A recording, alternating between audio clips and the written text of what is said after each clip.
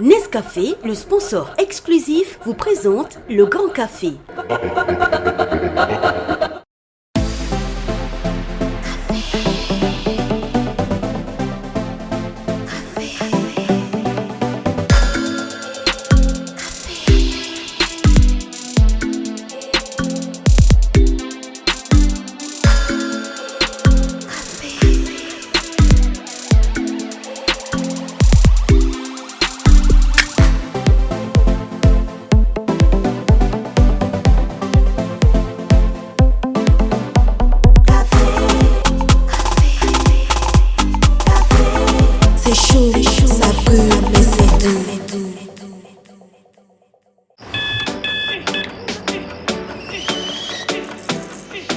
Vous n'attendez pas la vie.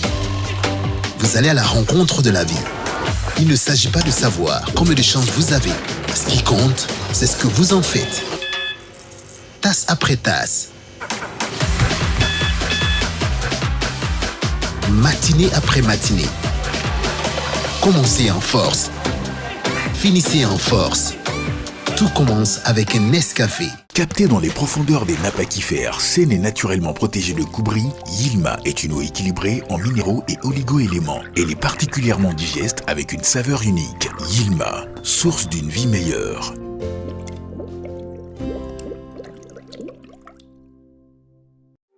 En 2021, au Burkina Faso, nous restons les numéros 1 de la vente d'électronique de dernière génération. Nous mettons à la disposition de notre clientèle de plus en plus exigeante à la technologie de pointe, des téléphones portables et accessoires intelligents, des tablettes et écrans à affichage Retina, des caméras motorisées de surveillance connectée, des ordinateurs du futur, des câbles, des connectiques, des disques durs, des téléviseurs Android, des caméras numériques professionnelles, des drones. Parce qu'on n'arrête pas le progrès, nous ne saurons vous compter le futur. Nous y sommes déjà. Burkina Mobile. Apatar Makantari. Burkina Mobile SRL. Communiquez en toute sécurité. La fibre d'Orange est à Ouaga pour vous offrir une connexion très haut débit, plus rapide, plus stable, plus fiable. Jusqu'au 10 juillet, souscrivez à la fibre d'Orange pour profiter de la box à 40 000 francs CFA seulement et bénéficier de l'installation plus 2 mois de connexion gratuit. Pour plus d'informations, rendez-vous sur www.orange.bf/business ou appelez le 333. Orange. Bienvenue au Grand Café. Ah oui, un Grand Café atypique parce que vous allez découvrir tout à l'heure, notre invité n'est pas un footballeur, c'est pas un artiste, un musicien, ce n'est pas un homme politique, mais qui est donc cet homme qui vient dans ce fauteuil rouge? Tendez bien l'oreille parce que son histoire est atypique et certainement ça va susciter beaucoup d'espoir chez les jeunes. Mesdames et messieurs, plantons le décor avec ceux qui font le taf, avec moi, tous les jours, aux commandes. Voici Hervé David, on l'a. Et à sa gauche, quelle magnifique robe que Aude nous sort aujourd'hui. Voici Aude Cabré. Voici celui que certains considèrent comme l'impertinent, mais et pourtant, chaque fois, il empêche de tourner en rond. Voici Salif Akeman. Djemilatou, toujours aux côtés d'un gars fringant, tel encore, Djemilatou Ouedraogo. Messieurs, dames, on va commencer par introduire notre invité. Je propose tout simplement de donner son nom. Il va s'installer. Je sais que les jeunes sont impatients, se demandent mais c'est qui? C'est quel rockstar? Non, les gars, c'est vraiment l'homme que vous rencontrez dans la rue. Et vous passez tout simplement votre chemin parce que ça vous dit absolument rien, c'est le citoyen lambda. Et pourtant, chacun de nous a une histoire. Son histoire va vous toucher, va vous parler certainement. Applaudissements tout simplement pour Ben Ali Ouedraogo.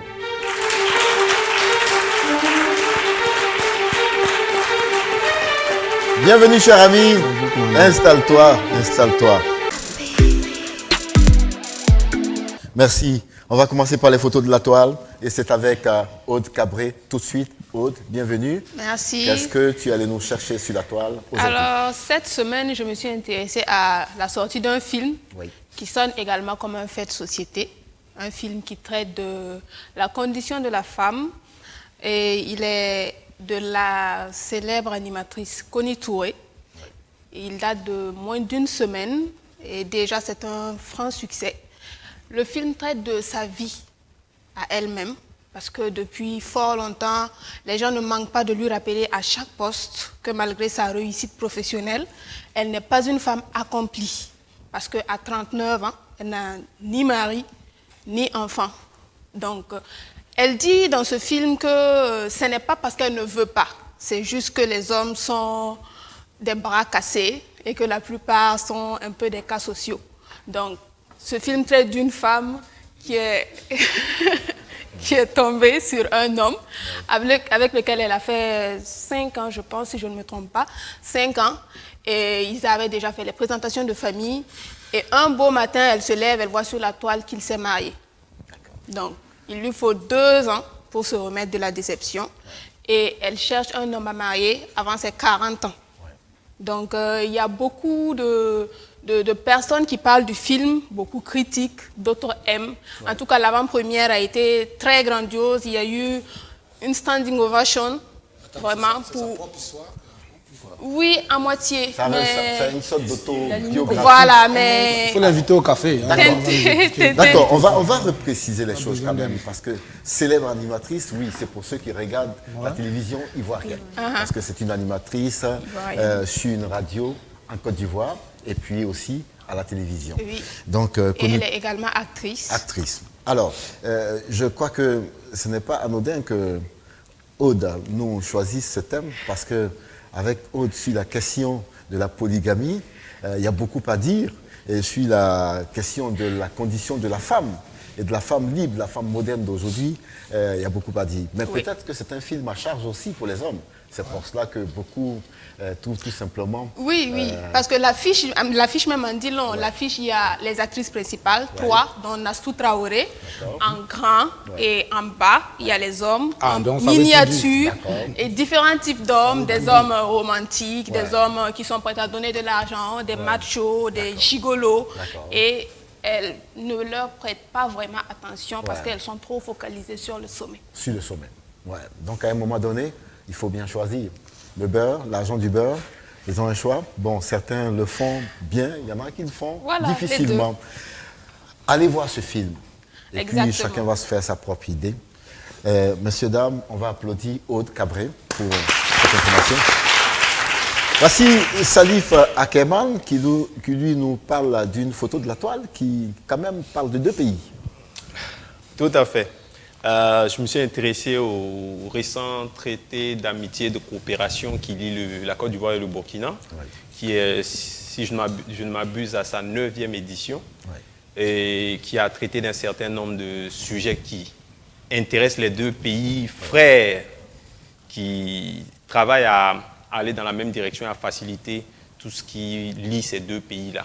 Naturellement, le Covid s'est évité aux échanges, les questions commerciales et autres, mais ça fait du plaisir de voir on va dire quoi, cette conférence au sommet continuer à se tenir parce que ces 2 pays frères gagneraient à aller dans la même direction, à regarder dans la même direction.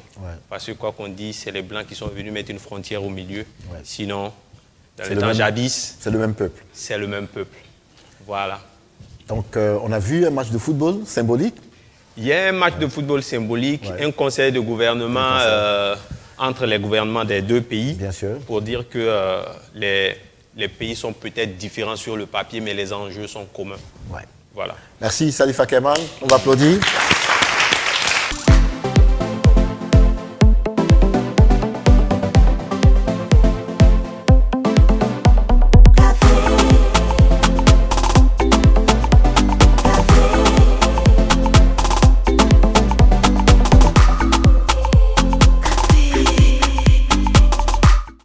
Retrouvons maintenant notre invité qui s'appelle Ben Ali Ouedraogo. Cher ami, bienvenue au Grand Café. Merci, commandant. Tu es né en Côte d'Ivoire, précisément où?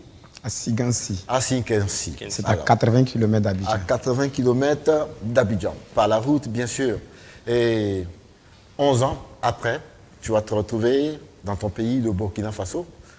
Parce qu'un Ouedraogo, ça ne fait aucun doute, c'est forcément Mouaga et c'est Burkina Faso. Et tu viens dans ton pays. Tu vas obtenir le certificat d'études primaires ici. Et ça va être les portes du lycée. Nelson Mandela, c'était où? Darul Ouda. Darunda. Alors, là-bas, tout va bien pour toi, parce que quand même, tu es un élève studieux, jusqu'à obtenir le BPC. Là, tu seras orienté où? Toujours à la Sainte-Colette, parce que j'obtiens le BPC là-bas. D'accord, mais il y a ton grand frère qui pense que c'est très loin de la maison et qui va penser qu'il faut rester un peu plus proche, non, dans le quartier. Tout à fait. Normalement. Et cher ami, tu es quand même un jeune bouillant et qui se balade aussi quand il n'a pas cours. Et un jour, tu vas tomber sur une équipe de tournage. C'est monsieur Idrissa Ouedraogo et son équipe qui tournent. C'est le maestro en personne. Et là, tu fais tout pour glisser ta tête et tu arrives à avoir même à arracher une conversation avec le maestro. Et tu lui dis tes envies de faire du cinéma. Et qu'est-ce qui te répond sérieusement? Il me dit il faut aller à l'école d'abord. D'accord. Parce que le cinéma, c'est l'école. Tout à fait. Voilà. Il y a des écoles de cinéma. C'est vrai qu'il y a des gens qui ont un talent inné de comédien, mais il y a aussi les bases qu'on peut poser à l'école. Et c'est ce qu'il te dit. Et tu vas à l'école, tu essaies de fonctionner comme tu peux, jusqu'en classe de terminale A. Alors, un jour, on ne peut pas dire que le coup du sort s'est acharné sur toi. C'est un choix que tu as fait en tant que jeune. Au cours d'une cérémonie, toi et deux de tes amis, vous avez la mauvaise idée, la vilaine idée d'aller choper une moto dans le parking et vous échapper. Alors, vous étiez des caïds, c'est le moins qu'on puisse dire. Et là, vous disparaissez tranquillement, ni vu ni connu, mais ce qui est étonnant dans votre histoire, vous ne vendez pas la moto immédiatement. Il se passe une semaine, 2 semaines, une vingtaine de jours, et finalement, vous êtes dénoncé, signalé par un ami. On vous prend comme tout bon voleur, tout ce qu'il mérite, c'est la prison. Et vous avez à passer quelques jours dans un commissariat de police. C'est quel commissariat? Borodogo. Commissariat de police de Bogodogo. Là-bas, ils vont vous poser des questions, quelquefois musclées, pour comprendre davantage si derrière ce vol de moto, il n'y a pas autre chose que vous cachez. Et quelques jours après, on va vous déposer à la maison d'arrêt et de correction de Ouagadougou. Il se passe des jours, vous n'êtes pas jugé, et on pense qu'il est bon encore de vous ramener au commissariat pour des interrogatoires complémentaires. Et là-bas, vous avez encore le culot de vous évader. Ouais. Et vous vous évadez, cher ami, laissez-moi me déplacer et de venir quand même vers vous, parce que ce que vous faites est très courageux.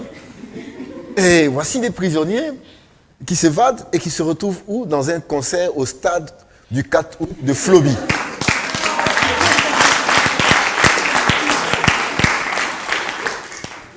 Là-bas, c'est Floby qui chante.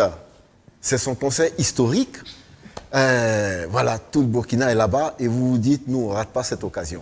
Nous aussi, on veut être là-bas. The place to be, quoi. Et vous êtes là-bas, vous faites la fête, vous faites le show comme tout le monde.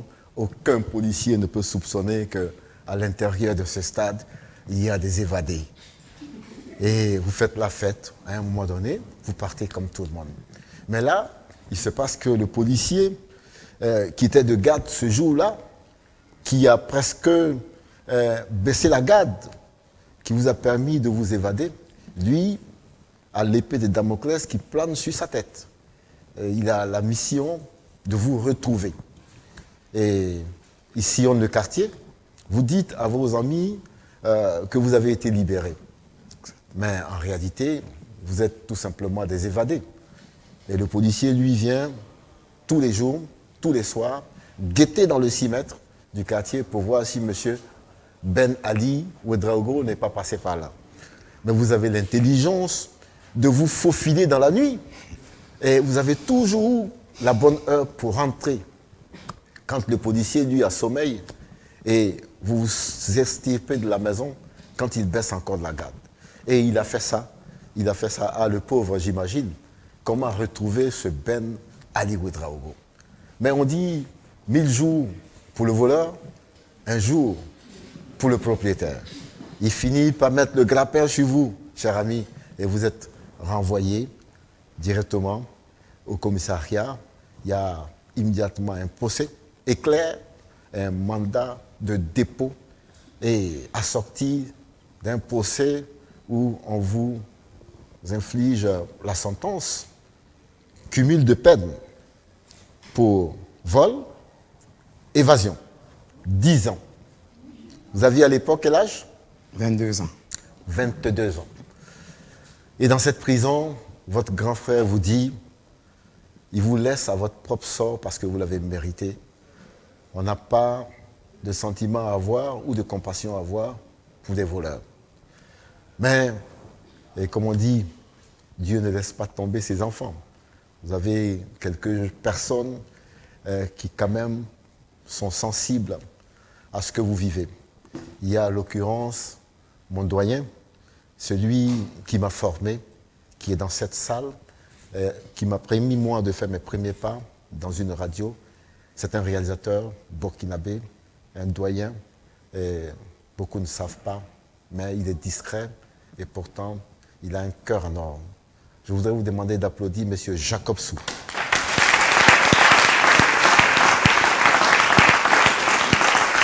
Et c'est des gens comme M. Jacob Sou qui disent on ne peut pas laisser tomber ce petit. Il y a aussi Idrissa Ouedraogo, celui que vous avez vu comme votre mentor aussi. Mais la faucheuse aussi passe par là. En temps, M. Idrissa n'est plus de ce monde. Il y a un ami avec lequel vous avez tourné quand même quelques films. Petit Sergent, Moussa Petit Sergent. Il faut rappeler quand même que dans votre parcours, vous avez fait quelques films quand même. Et dans le monde cinématographique, il y a Jacob, il y a Moussa Petit Sergent, il y a Idrissa. Et puisque Idrissa n'est plus là, c'est les deux qui vous épaulent. Vous passez 1 an, 2 ans, 3 ans. Et puis, un de vos co-détenus aussi s'appelle M. Hervé David Onla. Oui, il a vu des choses passer. Lui aussi va dire ce qu'il a pensé de vous dans cette prison. Il paraît que vous étiez un bouillant garçon avec qui on ne s'emmerde pas. Parce que vous étiez toujours l'homme joyeux, turbulent, mais dans tous les petits coups aussi, ça il faut le dire. Et puis, 9 ans passés en prison, vous finissez par voir le soleil du jour, quand il se lève et quand il se couche. Ben Ali, vous sortez de la prison libéré. Et on retrouve ce garçon, à quel âge? 31 ans. À 31 ans. Ce qui m'a frappé dans votre histoire, c'est que quand vous ne racontez pas votre histoire, on a tout simplement l'impression que vous n'avez pas vu ces années passées. Vous avez toujours envie de cinéma et vous y êtes d'ailleurs. Vous faites aussi dans l'humour. Ceux qui ont regardé le programme de Canal+ la dernière fois ont vu votre numéro dans le Comedy Club. Aujourd'hui, vous êtes quelqu'un, je pense, qui a payé, qui a purgé sa peine, mais qui a fait la paix avec lui-même. Et si vous êtes invité ici, ce n'est pas tout simplement parce qu'on a envie de dérouler le tapis rouge à des gens qui ont commis des erreurs. Une chose est de les commettre, une autre est de pouvoir relever la tête et changer de vie. Ben Ali, on est très heureux de vous recevoir. Je voudrais qu'on vous applaudisse très fort.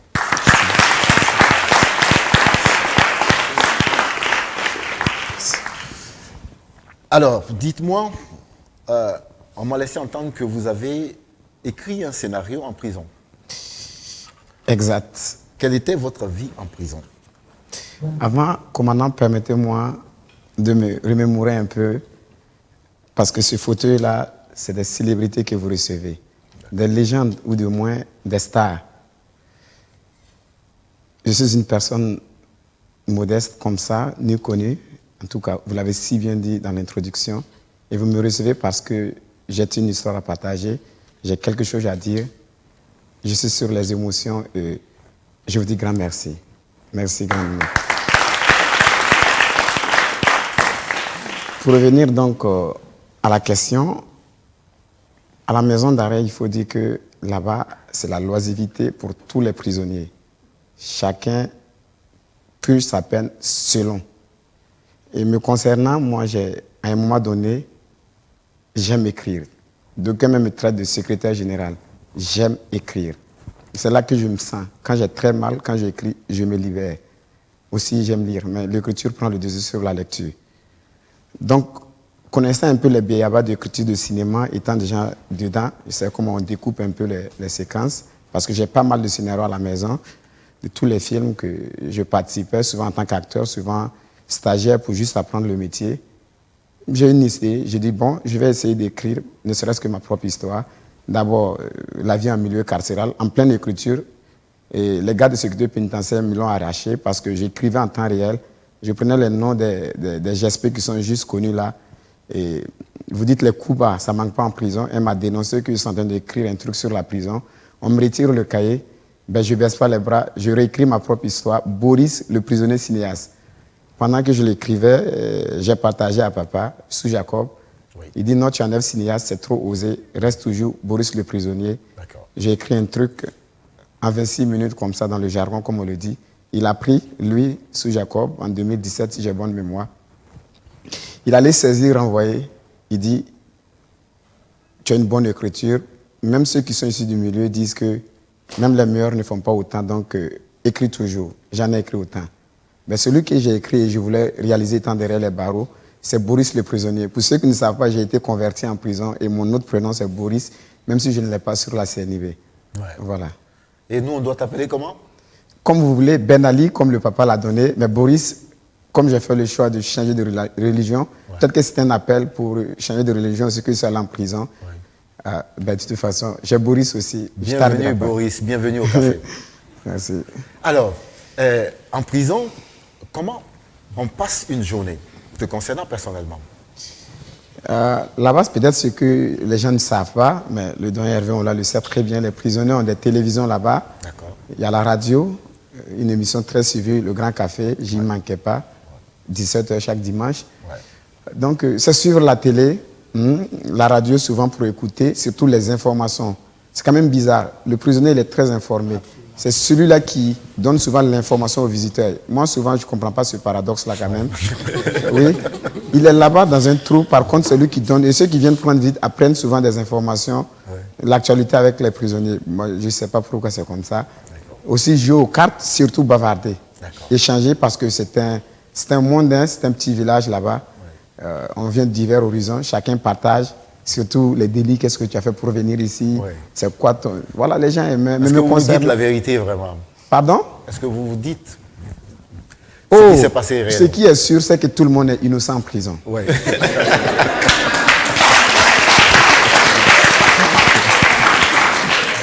D'accord.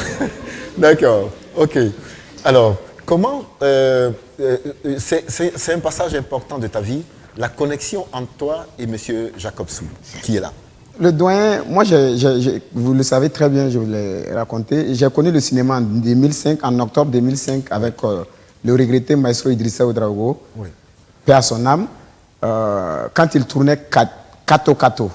Et Kato Kato, pour ceux qui ont suivi ce long métrage, le doyen Sou Jacob est acteur dedans.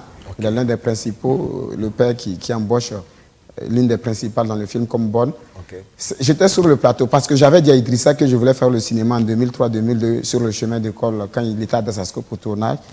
Et il avait déjà casté ses acteurs. Et ceux qui ont joué dans Kato Kato, deux jeunes garçons de mon âge, là, je n'avais plus de rôle dans ce film. Mais il dit, tu vas apprendre. Heureusement que c'était les vacances. Je suis tout le temps sur le plateau avec lui. Pour la petite anecdote, j'ai le petit tabouret. Les réalisateurs ont ce qu'on appelle le moniteur, un petit écran comme ça qu'ils ont devant eux. Et moi, je suis tout le temps assis au tabouret avec lui. Quand il a des petits besoins, achète des unités, l'alcool, la boisson pour les techniciens et tout. C'est moi qui étais le coursier. Donc, je suis assis, je regarde le jeu d'acteur, soit à l'écran, soit en temps réel avec... Donc, c'est là-bas que j'ai rencontré le doyen. Et lui, il venait rendre visite à les prisonniers. Je sais pas, il adore vraiment soutenir les gens. Et moi, je l'ai rencontré quand il est venu pour rendre visite à quelqu'un. Je suis allé le saluer. J'ai dit, c'est le fiston Idrissa Ouedraogo. Il dit, ben, tu fais quoi ici? J'ai dit, je suis détenu. Il dit, ah oui, tu es détenu? Je dis, oui. Pendant ce temps, j'avais déjà fait environ 3 ans de détention. Il dit, tu es détenu, je reviens te rendre visite. Ma grande surprise, je suis assis un jour, il est là, il vient me rendre visite. Et celui qui était toujours là, qu'il venait rendre visite, il nous a sortis, nous deux, il a échangé. Il dit, je vais de ce pas dire à Idrissa qu'il faut qu'il t'aide. Il s'est battu en le faisant. Pour preuve, j'ai eu des retours d'Idrissa Ouedraogo. Même s'il n'est pas venu physiquement me rendre visite, il y a eu des retours.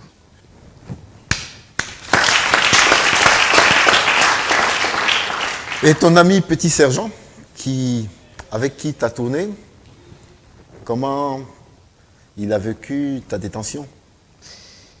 D'abord, pour le fait que je suis allé à la Mako, ça a étonné plus d'un. En tout cas, beaucoup se demandent qu'est-ce qui peut bien arriver à celui-là pour qu'il commette cette gaffe-là. Personne ne pouvait s'attendre, absolument. Et Moussa, dès que j'ai été déposé à la Mako, on était beaucoup amis, hein. Il y a une certaine affinité entre nous là. Moi, j'étais du côté de la zone 1 et lui à Nancy à l'époque. Tout le temps, j'étais fréquemment chez lui. D'abord, il est Yadiga tout comme moi.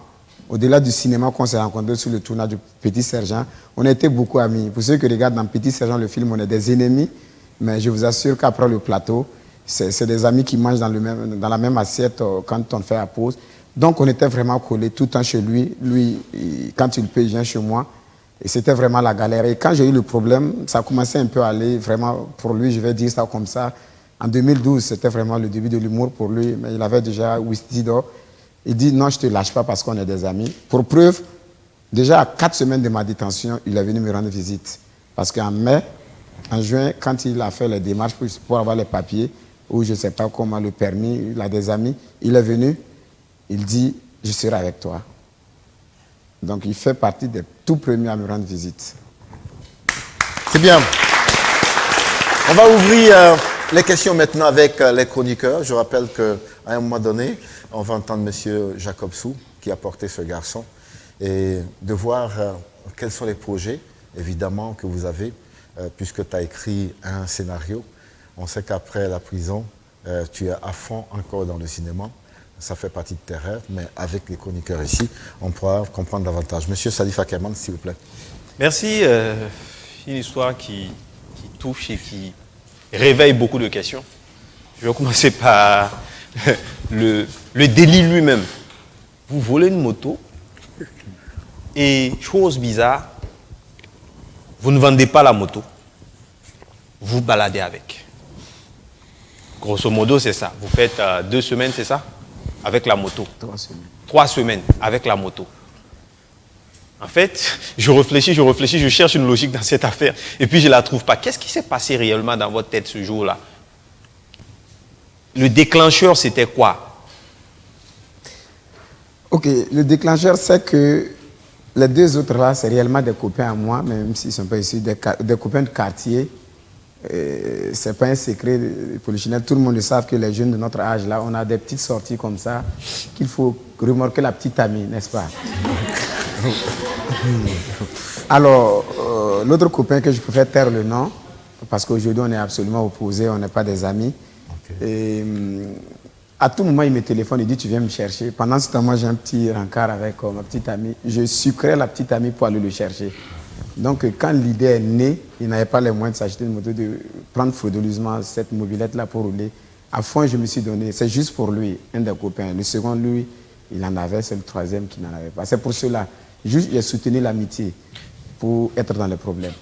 Mais c'est quoi ce type de soutien? Vous vouliez emprunter la moto et puis la ramener plus tard? Non, absolument pas. C'est comme... Il faut avoir le courage de dire... Hein, oui. Je prends tout dans l'exemple. Si tu as triché à l'école, on t'attrape. Il faut dire que tu as triché. On est là quand j'ai fait Pédia, là. C'est pas Pédia, donc on a volé. Non, mais quand on vole, quand vous volez une moto, c'est logique que le propriétaire de la moto va chercher sa moto, va faire une déclaration, il y aura des recherches. Tôt ou tard, soit vous arrivez à liquider la moto ou à rester dans le noir, soit on vous attrape. Vous, quand vous avez pris la moto, vous vous êtes dit, ben, j'ai pris la moto et puis bon voilà, il ne se passera rien. C'était ça? Absolument. Ben, qu'est-ce qui vous étonne? Généralement, tous ceux qui se croient le bon malin se disent tout le temps le brave, il ne serait jamais pris jusqu'au jour où le contraire le prouve cela. Il n'y a jamais un voleur qui dirait qu'il serait pris, jamais. C'était votre premier vol? Ben oui. Et le dernier d'ailleurs. Ouais. Bon, avant que Hervé Hollande ne pose sa question, Et la moto a été retrouvée alors? Bien sûr. Donc restituée? Non, il n'y avait pas... Il faut aller peut-être à la Mako pour comprendre qu'on peut vendre une moto avec sans papier. Je ne donne pas une information pour que les gens... Non, mais ça, on le sait. Non, mais moi, honnêtement parlant, moi, je ne le savais pas. Et quand j'ai été là-bas, j'ai été vraiment surpris de savoir qu'on peut vendre des motos sans papier. Je n'avais jamais compris cela. Ouais. C'est là que je dis que la Mako, ce n'est pas bien. C'est une école qui enseigne vraiment... Hervé, voilà. Oui, moi, je voudrais... On se connaît, hein? On s'est rencontrés à la Mako. J'étais constamment, chaque fois quand tu as l'opportunité de me voir, parce qu'on n'était pas dans le même quartier. Dans le même quartier, c'est comme ça qu'on appelle ça. C'est vrai que les gens ne comprennent pas ce que ça veut dire quartier. Ouais. Il y a le quartier de ceux qui sont un peu, je ne sais pas comment ils appellent, ceux qui sont un peu plus violents, qui n'ont pas beaucoup plus peut-être d'affinité. Il y a les gens qui sont un peu beaucoup plus dans le luxe. Donc, comment on appelait ce quartier-là? Le quartier d'amendement, le QA en abrégé. Voilà, c'est là où moi j'étais au niveau du QA, pendant que vous étiez dans un autre quartier. Donc, quand je sortais, donc, on se croisait. Mais moi, ce qui m'a surpris, ma question, elle est toute simple. Il faudrait qu'on détaille, parce que le commandant n'a pas véritablement tout dit. Et c'est ça qui m'a personnellement surpris, parce que je venais régulièrement à la Mako. Mais j'ai été surpris que tu as eu tes 4 ans d'abord. Après, ensuite, tu t'es évadé, on t'a donné encore 5 ans. Ça faisait 9 ans, mais ce n'est pas tout. C'est que tu as participé, et ça je voulais qu'à l'intérieur de la Mako, à une mutinerie qui s'est passée, et pendant qu'on était en train de faire une enquête, on t'a encore chopé dans cette mutinerie-là, et on t'a donné 1 année encore. Donc qu'est-ce qui s'est... Est-ce que ça veut dire que tu es là toujours au mauvais moment, ou bien c'est pour toi, tu aimes bien ce danger-là? Parce que comment dans la Mako encore, tu participes encore à une mutinerie, alors qu'on t'a donné 9 ans? Un rebelle, voleur. Non, Hervé, ça ne m'étonne pas. Lui, il a fait ses enquêtes pour connaître. Et beaucoup le disent. Ce qui fait ma particularité, c'est que j'ai même peur. Parce que les gens inventent toujours des trucs sur moi et ça, la grande masse prend. Et puis, ça me fait très peur. Mais ça m'enseigne toujours. À la maison d'arrêt, il n'y a pas ce que j'ai entendu. Aujourd'hui, j'ai obtenu la liberté. Moi, seul le Dieu savant ce qu'il y a. Quand il parle des événements, c'était le départ de Blaise Compaoré, là, les événements du 30 et 31 octobre. Ouais. Les pensionnaires, moi je suis dans un quartier qui dit un peu chaud, le quartier où quand tu es là-bas, c'est pas du tout ça quoi. Et ils se sont dit que le pays n'est plus gouverné, il n'y a pas de président. Ouais. Et moi, je ne vais pas citer de nom parce que c'est des personnes qui sont actuellement libres, ils vont dire que je les accuse. Quand ils ont tenté, ils ont dit que le pays n'est pas gouverné parce qu'il n'y a pas de patron de prison, tout et tout. Ils ont dit qu'ils vont casser puis rentrer à la maison. Moi, j'étais dans ce quartier-là. Et quand ils ont cassé la prison, personne n'est parti. Mais bien au contraire, il y a eu des morts d'hommes. Quand il y a eu les morts d'hommes, normalement et logiquement, ils devaient faire une enquête. Ils ont fait les enquêtes. Les gens, vous l'avez su bien nommé, je ne sais pas d'où vous tenez cette information. Il y a de ces coups bas, de ces jalousies qui ne disent pas son nom au sein de la prison. On a tiré des gens comme ça pour poser des questions. Je faisais peut-être des jaloux. Le gars se connaît, 2 personnes. Ils ont décidé, moi, mon nom. Parce que moi, ce qui est bizarre, moi, je faisais de ceux qui ont été reçus par le directeur pour comprendre réellement ce qui s'est passé. Et moi, à ma grande surprise, on envoie un document qui est de signer comme témoin. Ouais. Ce jour-là, j'ai bien et belle lu. Et Ouedraogo Ali témoin. Je signe. Ma grande surprise, on envoie les intéressés, une dizaine de personnes pour un mandat de dépôt. Moi, le magistrat qui était là-bas, qui donnait le mandat ce jour-là, je lui ai dit que je ne signe pas. Il dit pourquoi je dis. Il dit je ne peux pas comprendre que de témoin, je reviens à un accusé. Il dit que de signer que le jugement va nous départager. Je n'ai pas voulu faire. Il a voulu transformer ça en quoi là, comme s'il y a eu un outrage à la magistrature. Ouais. Donc tout bonnement, j'ai signé. Et le jour du jugement, les débats, le procureur qui est censé, qui a compris un peu les trucs là, parce que le jour que j'ai signé, puis on repartait pour nous mettre dans la... Il y a une maison au palais du juge qu'on garde les prisonniers là. Il nous a pris dans le... Il dit, vous là, vous faites la guerre en prison. Hein. J'ai dit, oui. Il dit, monsieur le procureur, c'est exactement ça. Il dit, puisque j'ai rien fait, on me met dedans. Mais comme moi, j'avais déjà une peine à évasion, je pense que les patrons de la prison ont suivi ça pour me charger. Ou mais il y avait peut-être une rancœur qu'ils ne disent pas. Le jour du jugement, le procureur dit qu'on me relaxe parce qu'en aucun cas, dans tous les débats là, je ne suis mêlé. Et puis je ne me suis pas mêlé, je n'ai pas ouvert un violon. La vérité est établie, c'est connu de tout le monde. Et moi, on jugeait une peine, un délit. Tous ceux qui étaient concernés, on leur donne 12 mois. On nous rappelle pour nous dire que tout le monde a pris 12 mois. Et j'étais l'unique qui a été relaxé dans les faits, dans les réquisitions du procureur. Ouais. Et le président n'a pas suivi les réquisitions du procureur, il me donne 12 mois. Une peine que je n'ai pas acceptée, mais finalement que j'ai acceptée parce qu'il n'y avait personne pour m'aider. Ouais. Il n'y avait personne pour poursuivre pour que je revienne dans mes droits. Ouais.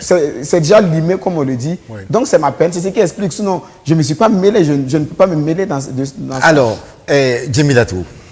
Alors, pour revenir dans la même logique que Salif, j'aimerais comprendre. En sachant que vous êtes un évadé, que vous êtes recherché, comment vous mettez dans l'idée d'aller au concert de Floby pour assister à un concert en sachant que vous êtes recherché? Ben, si je vais aller au concert, je vais d'abord à la maison. C'est à la maison que l'officier de police est venu me prendre. Il sait que c'est là-bas mon domicile. Mais, bon... Donc, ça n'empêche pas les sorties. Vous vivez normalement, quoi. C'est mon domicile. Il ne peut pas se dire que je serai au... C'est dans la nuit du 28 au 29 que nous, on s'est évadés. Okay. Et le lendemain 30, c'était le concert de Floby. Il y avait une kermesse aussi à l'époque, c'est les kermesses de l'école du quartier d'où j'étais. Je me suis dit que peut-être que c'est juste pour participer à ces événements-là que Dieu a permis que je sorte. Je me suis dit un truc comme ça. Mais pourquoi être revenu? Normalement, quand on est évadé. Attendez qu'on s'entende. Si Djemila Tou a fini sa question, on va aller chez Aude Cabré. Je voulais poser une petite question. Je suis dans la même dynamique qu'elle, en fait. Oui, d'accord. J'avoue que jusqu'à présent, je ne comprends pas ce monsieur. Ouais. Non, en fait c'est pas ça. Lui, c'est quelqu'un qui est généralement très courageux. Il aborde beaucoup plus les gens. Donc, c'est peut-être un peu ça aussi. Moi, j'appelle pas ça du courage. Non, je vais vous dire, attends, je vais te dire. Peut-être après, dans les échanges, vous allez comprendre. Il aborde facilement les gens. Et il est toujours en train d'aider les gens, de participer à des manifestations avec les gens. Donc, pour lui, c'est naturel que quand il se déplace, il voit une activité, il s'en va. Il a toujours été comme ça. Donc, sans oublier qu'il a commis, justement, un délit. Moi, j'appelle pas ça. Moi, j'appelle pas ça. C'est comme ça qu'il est. Je suis désolé, moi, je ne sais pas si je vais appeler ça de la naïveté, mais on ne me fera pas comprendre que je me suis évadé de prison. Le premier endroit que j'évite, c'est chez mes parents, quoi. Effectivement. Je ne sais pas, on n'a pas besoin d'aller à Harvard pour avoir ce type de raisonnement. Et lui, il fuit la prison. Oui.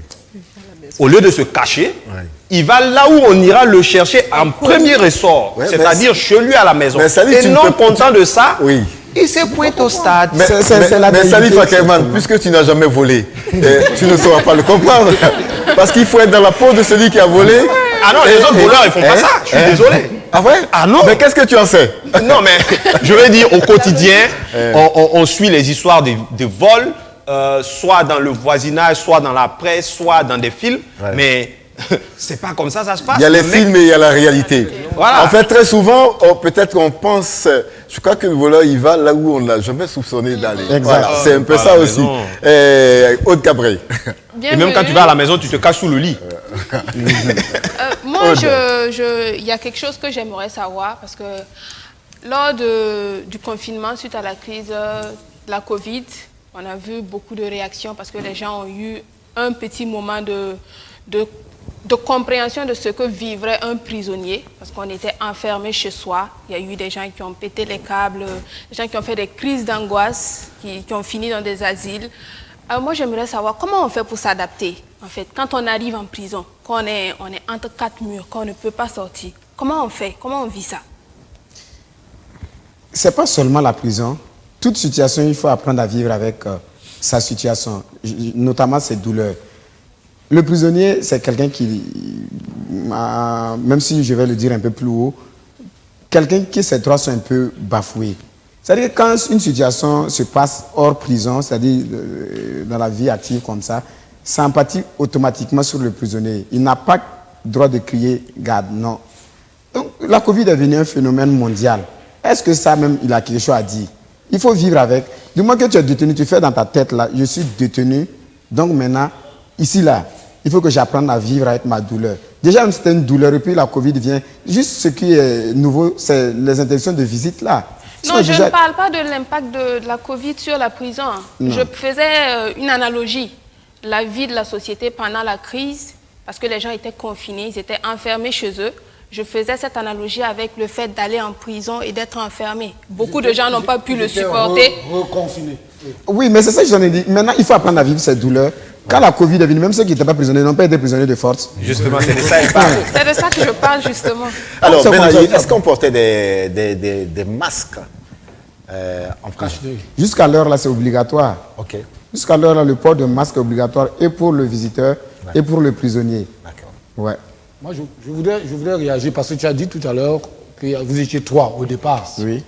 Mais après, tu t'es un peu senti lésé parce qu'on a dû, parmi vous 3, extirper un. Exact. C'est bien le cas.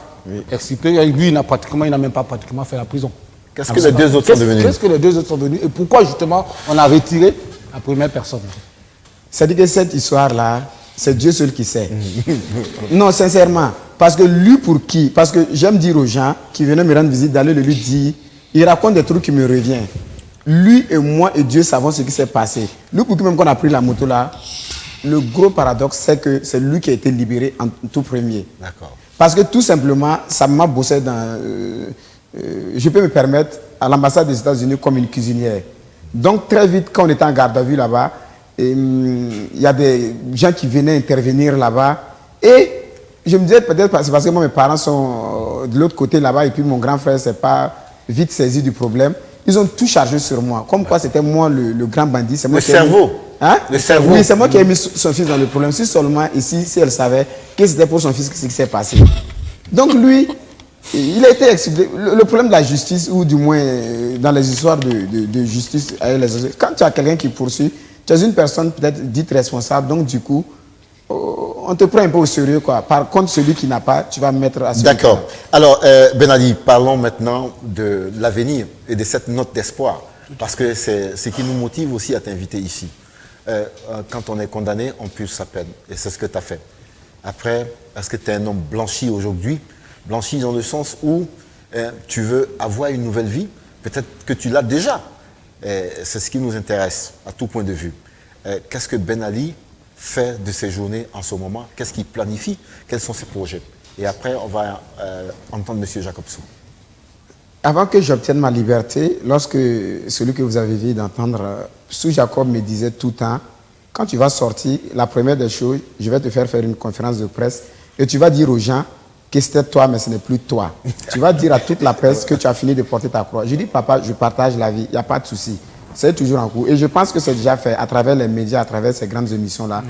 Si ça aurait été une autre manière, je serais à la place de la nation pour dire que j'avais fait, mais j'ai plus fait, et c'est moi. Donc pour dire que je suis blanchi. Moi, je me considère comme blanchi et je demande pardon. Ma vie maintenant, je fonce tout droit parce qu'il y a un profond retard. 9 ans environ. Parce que c'est 8 ans, 10 mois. Il y a un retard à attraper. Ce profond retard-là, c'est de me fixer sur mes objectifs. Ouais. Quel est le cinéma et l'humour. J'ai fait le choix et je fonce tout droit dedans. Super.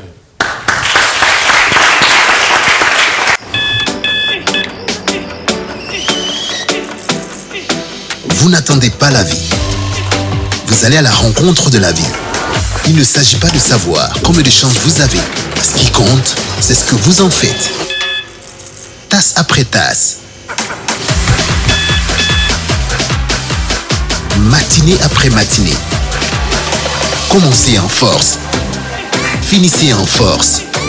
Tout commence avec un Nescafé. Capté dans les profondeurs des nappes aquifères, saine et naturellement protégée de coups bris, Yilma est une eau équilibrée en minéraux et oligo-éléments. Elle est particulièrement digeste avec une saveur unique. Yilma, source d'une vie meilleure.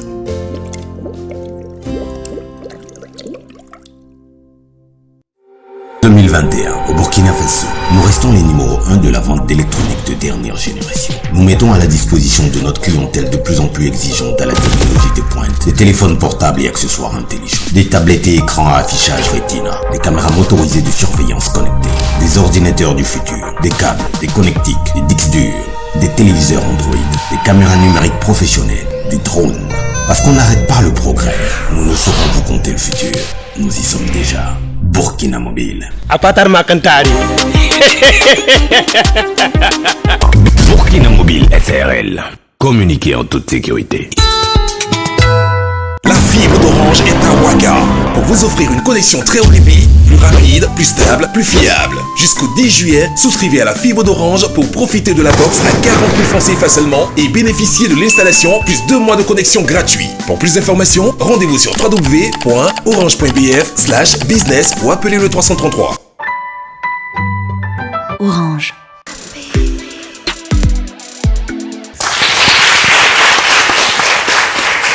Sacré Ben Ali. En réalité, après, je vous regarde, je regarde le look, quoi. Mais vraiment, c'est une rockstar qui est en face de nous, cher ami. Tu es bien habillé. Merci. Je voudrais qu'on applaudisse ça. Je voudrais maintenant qu'on applaudisse pour monsieur Jacob Sou. Ouais. Oui, Monsieur Jacob Sou, quand on écoute ce garçon, ce jeune homme, et quand il nous raconte toute sa vie, c'est pas vraiment le genre de gamin fréquentable. Mais vous y collez, tout simplement, parce que vous dites, ce garçon a beaucoup à donner. Vous compatissez d'abord, et puis après, vous l'aidez à relever la tête. Mais quelles sont réellement vos vraies motivations? À dire vrai, j'ai appris pas mal de détails ici. Hein, et je ne regrette pas d'avoir cru en lui sur parole. Je ne regrette pas.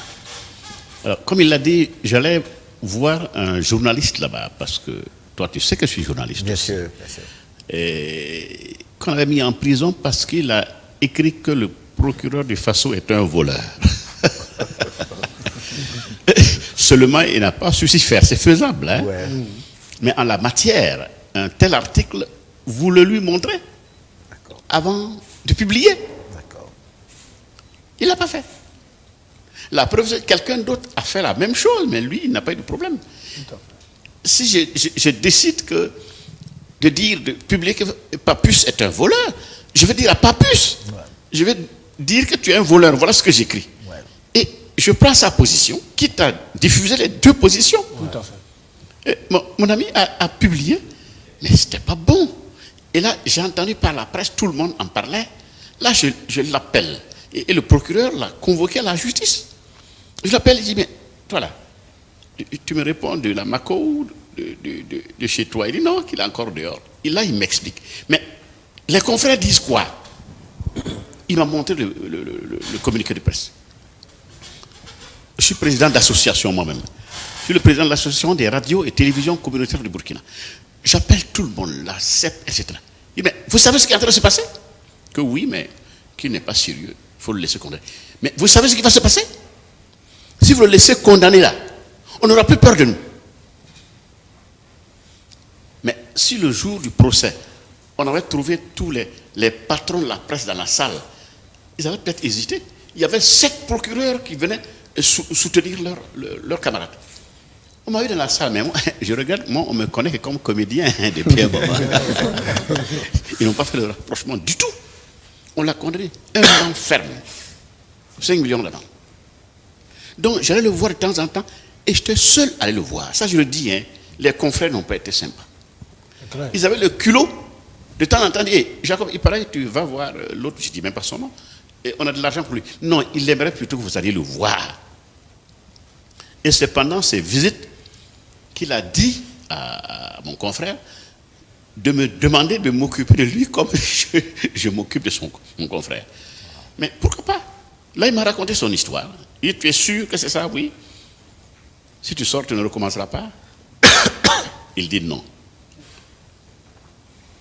J'ai donc commencé à le suivre. Mon confrère a été condamné, certes, mais j'ai continué à le poursuivre. C'est parti en cour africaine et là, il a gagné. Ok. Jusqu'à présent, il y a des gens de la justice qui m'en veulent. Hein. Et je suis en train de le payer. Je suis en train de le payer et ça ne me gêne pas. Donc là, j'ai commencé à le suivre. Oui, effectivement, on va, c'est simple. Hein. Vous allez chez le procureur du Faso, vous demandez l'autorisation d'aller rendre visite à un tel. On ne refuse pas. On ne refuse pas. Donc je l'ai fait régulièrement. Je l'ai fait régulièrement. Et j'ai su à un moment donné que on peut s'engager pour sa libération provisoire. Je le signale. Hein. Donc je me suis engagé. J'ai signé des papiers. Je me suis engagé. Et on me convoquait de temps en temps, 2 fois. Mais tel que ça se passait, ça ne m'a pas plu. Je les ai engueulés. Ils n'étaient pas contents d'ailleurs. On me dit, mais c'est un tribunal ici. Vous n'avez pas vu quelqu'un entrer dans un tribunal commencer à engueuler les juges? Il dit, je suis journaliste, hein? On ne connaît que le comédien. Le président là, vous êtes du même bled que moi. Je suis lobby, vous aussi. Vous savez, nous on est direct, hein? Donc vous devez me comprendre. Bon, qu'est-ce que je veux? Mais cherchez à savoir pourquoi je le défends. Et vous le connaissez? Attention, on n'est pas du même bled, hein? Du tout. Je l'ai connu ici. Mais je sais qu'il va vous surprendre s'il sort. Je sais qu'il va vous surprendre. Mais un bonhomme qui va en prison. Vous savez, le catéchisme chez les catholiques, c'est 4 ans. 4 ans. Et être baptisé, mais forcément, il change. On voulait même que je sois son témoin, je n'ai pas pu pour des raisons personnelles. Mais j'étais là.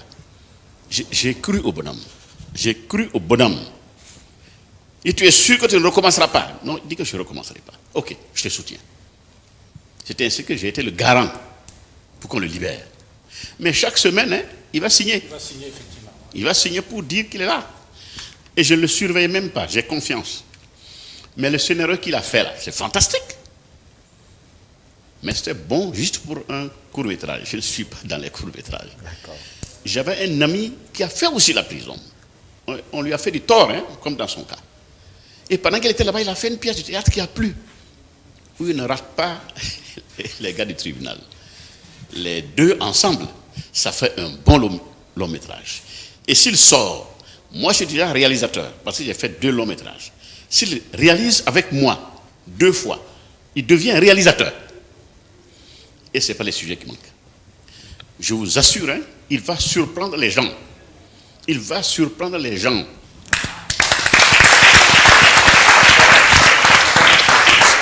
Monsieur Jacob Sou, on a voulu vraiment entendre votre témoignage.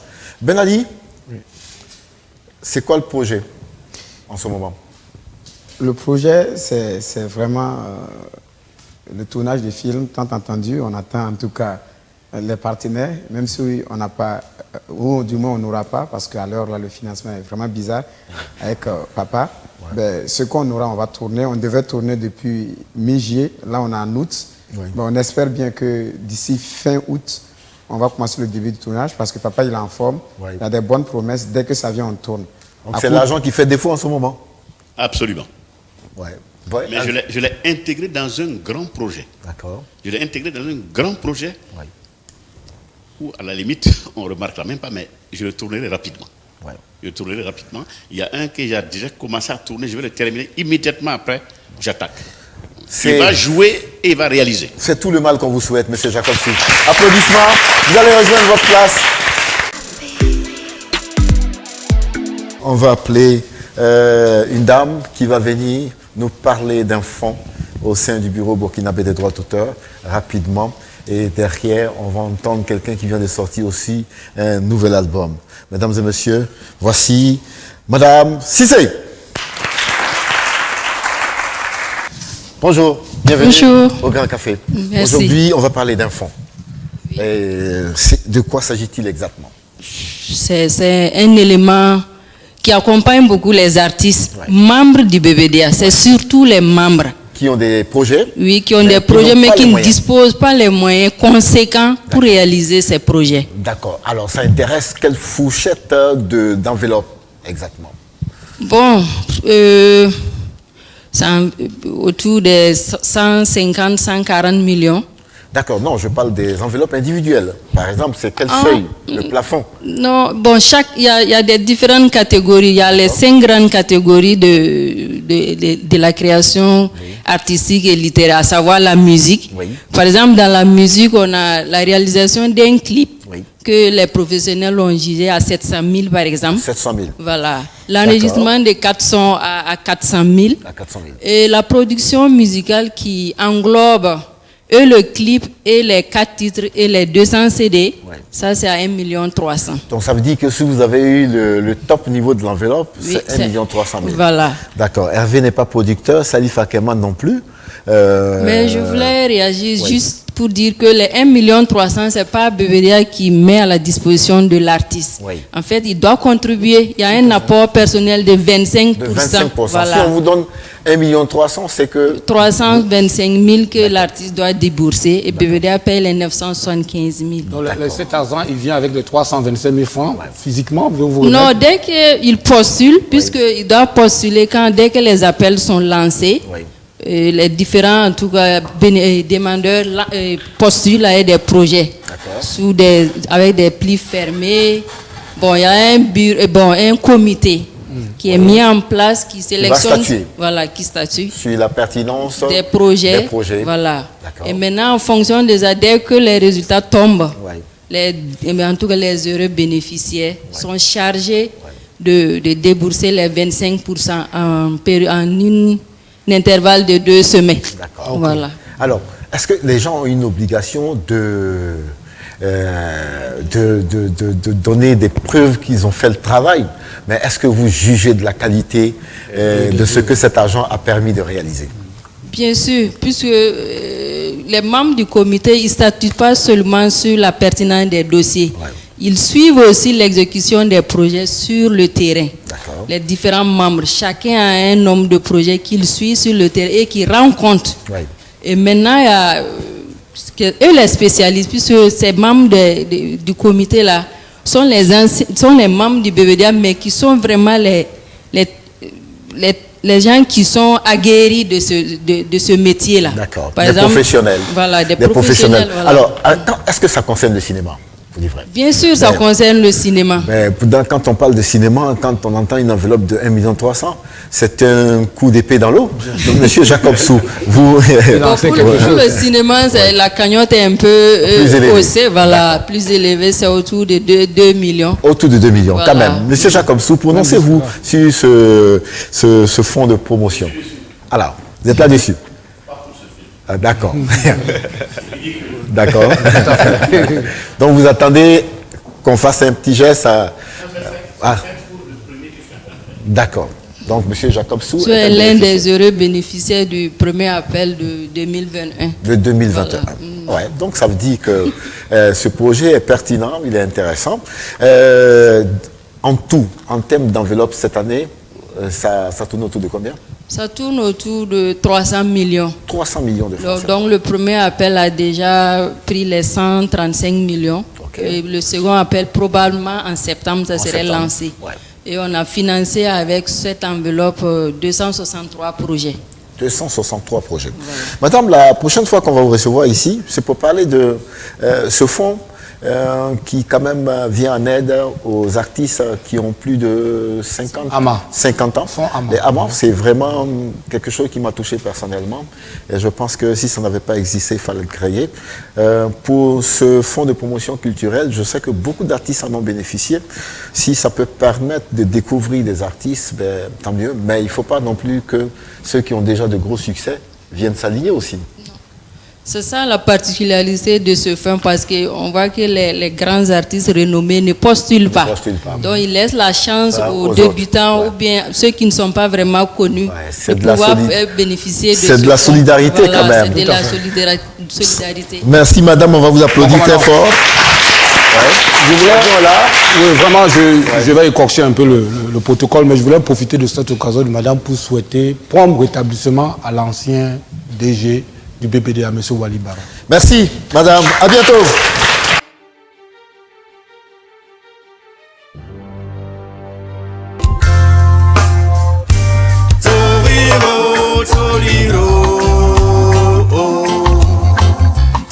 Ce peignoir que tu nous sors ces temps-ci maintenant, ça symbolise quoi? En réalité, le peignoir, c'est un message que je lance également à la jeunesse. Ouais. Pour pouvoir porter ça, il faut être très audacieux. Ouais. Et moi, je suis quelqu'un de très audacieux. Pour ceux qui suivent les vidéos, je porte ça, je m'en vais m'asseoir dans un rond-point et puis je prends mon petit déjeuner. Est-ce que si ce n'est pas quelqu'un, par exemple, qui est déréglé dans la tête, il peut faire ça? Oui, parce que avant tout, la prison, c'est la mafia. Et quand on dit la mafia, quand ces gens de trucs la manquent, c'est plus la prison. Il y a beaucoup de deals. Hervé, on l'a.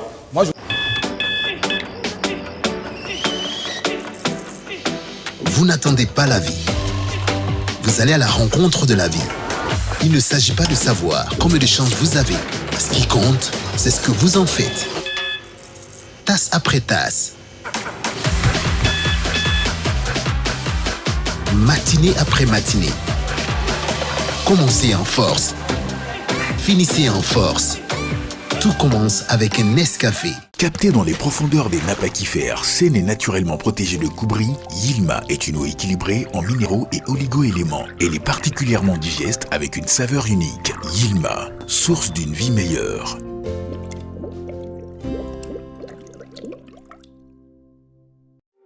2021, au Burkina Faso, nous restons les numéros 1 de la vente d'électronique de dernière génération. Nous mettons à la disposition de notre clientèle de plus en plus exigeante à la technologie de pointe, des téléphones portables et accessoires intelligents, des tablettes et écrans à affichage Retina, des caméras motorisées de surveillance connectées, des ordinateurs du futur, des câbles, des connectiques, des disques durs, des téléviseurs Android, des caméras numériques professionnelles, des drones.